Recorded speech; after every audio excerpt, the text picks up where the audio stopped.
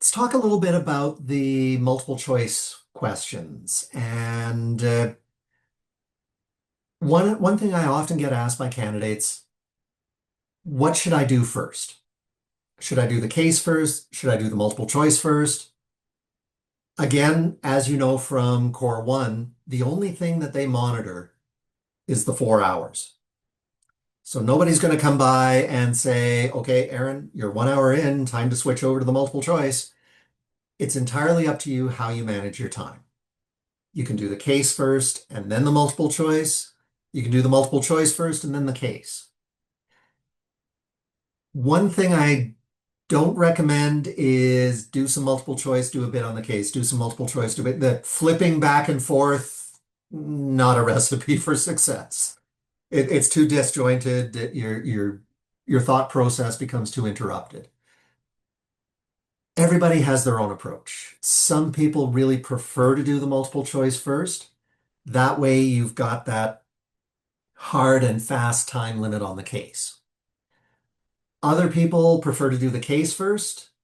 And okay, if I run a little bit over, if I need 5 extra minutes, well, I can make that up on the multiple choice.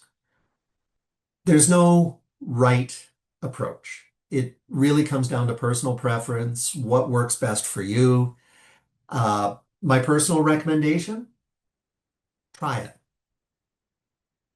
before the exam. Set yourself up in a practice scenario, do some multiple choice questions, do a case. Okay, another day, do a case, then do multiple choice. See which one feels more comfortable for you. That's really what the best approach is what works best for you. The key thing, and this is something that we see over and over and over and over and over. Keep an eye on the time. Really watch your time. It's really amazing the time warp that happens during exams. Uh, when you're in a weekend session, have you ever noticed the clock never seems to move?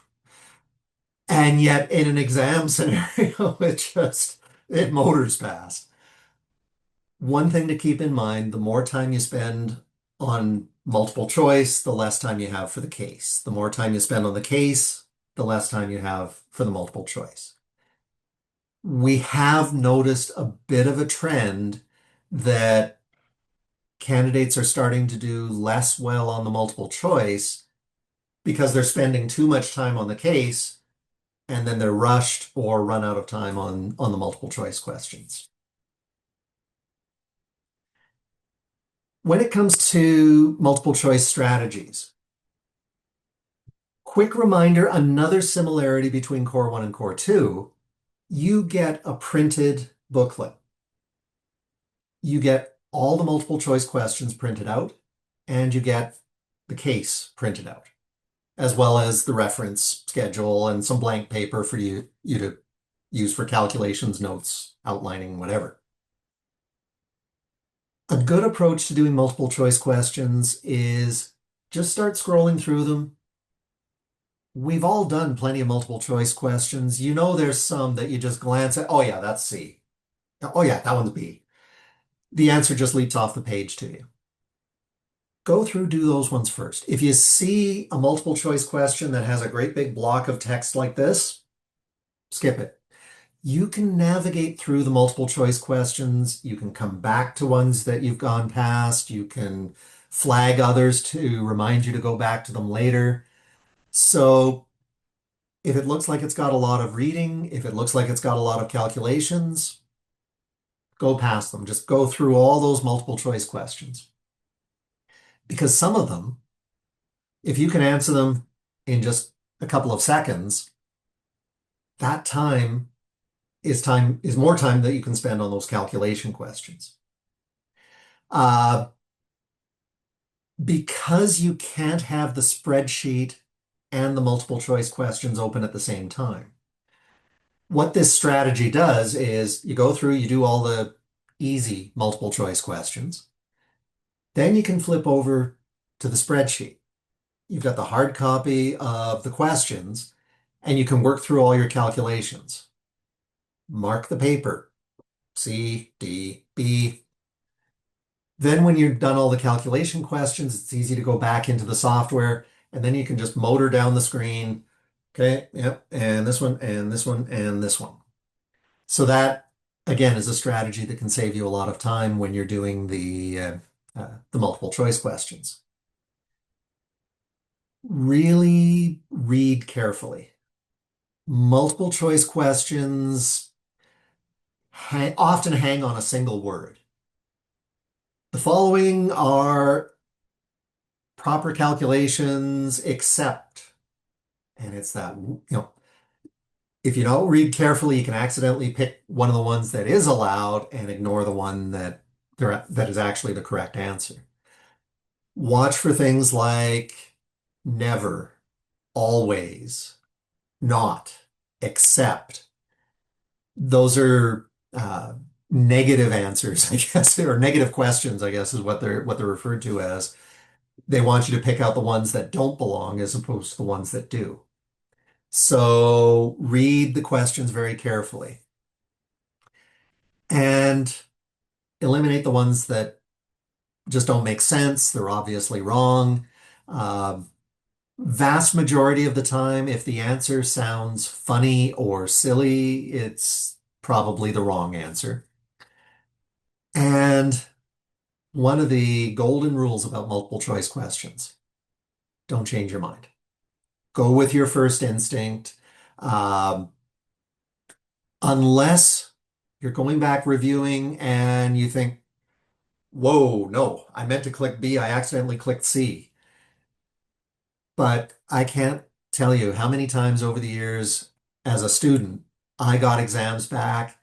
I had changed one of my answers and I got it wrong after I changed it. I was right, but I got it wrong because I changed it. So always go with your gut. Never a good idea to change your multiple choice answers unless you're absolutely sure you clicked the wrong button. The other thing to keep in mind with multiple choice is if you don't answer it, it's wrong. Software automatically marks it as wrong. So that last couple of minutes of the exam, when clock is just about to run out and you're ready to click submit, take another look at your multiple choice answers. Have you missed any? Are there some that you flagged that you haven't had time to come back to? Are there some that you just didn't answer because you didn't know? It is better to click something than it is to leave it unanswered. If there's no response to it, it's automatically wrong. But if you click something, let's be bluntly honest, you got a 1 in 4 chance of getting it right. I don't advise that as a strategy for all 75 questions, but that 3 or 4 that you have left at the end that you weren't sure about, it's better to click something than to leave it unanswered.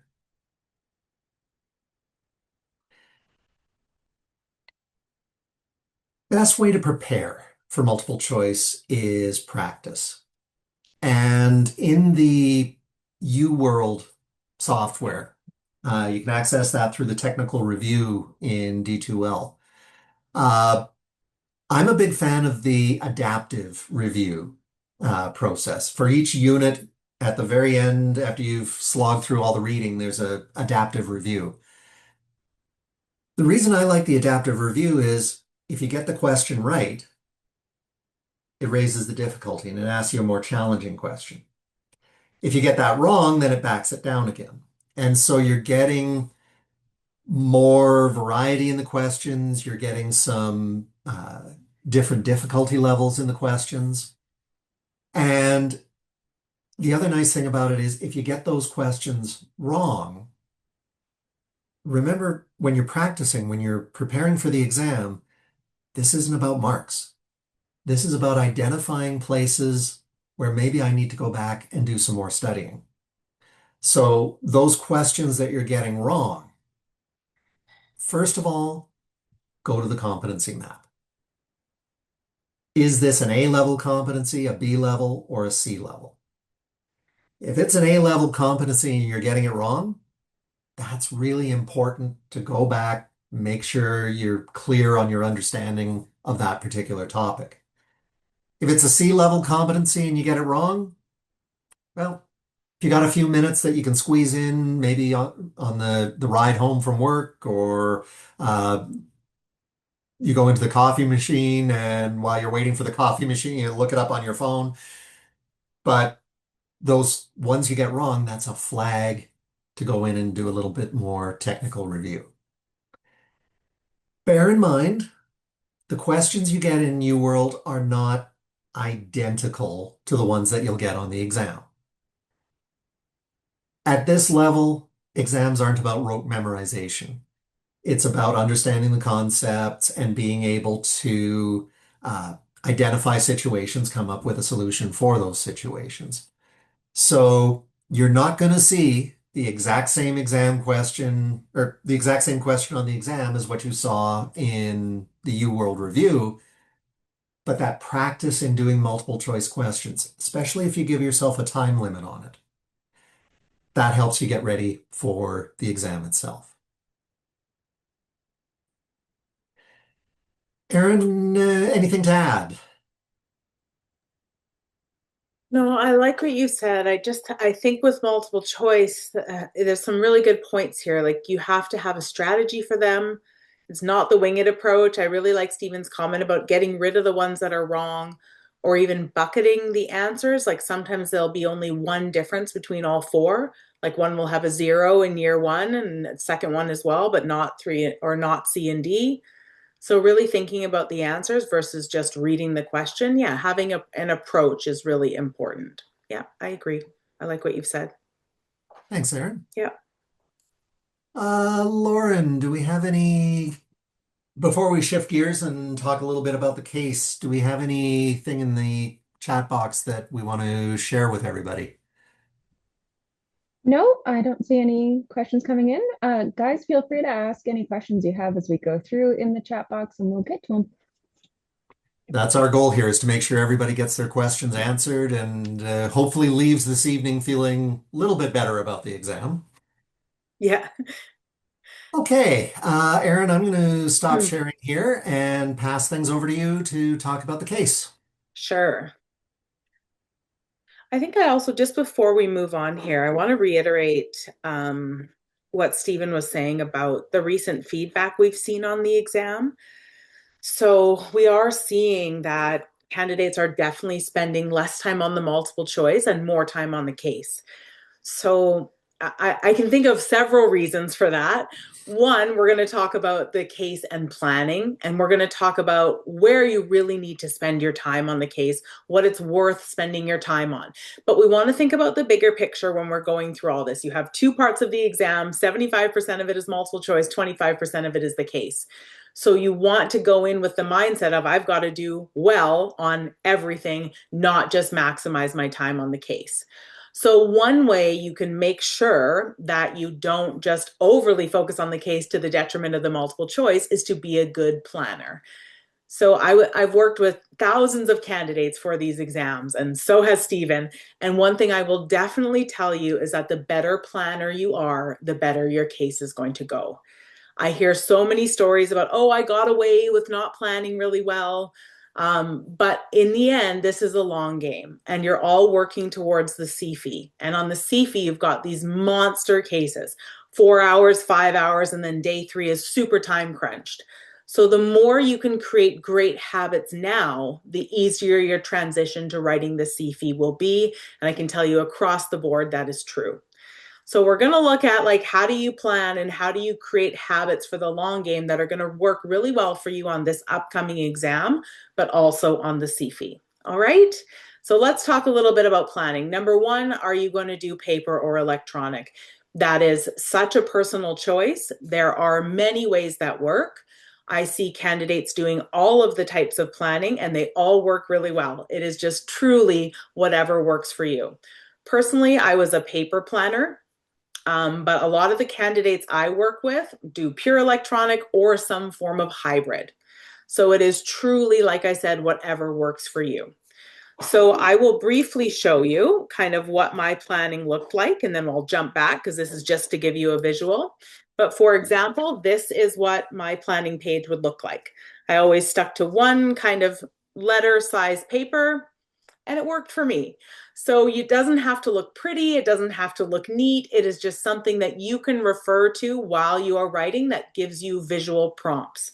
So for me, my planning page was more about organization and thinking, and also prompting me as to what's the breadth on the case, where am I going, what are my time allocations, more something to keep me on track.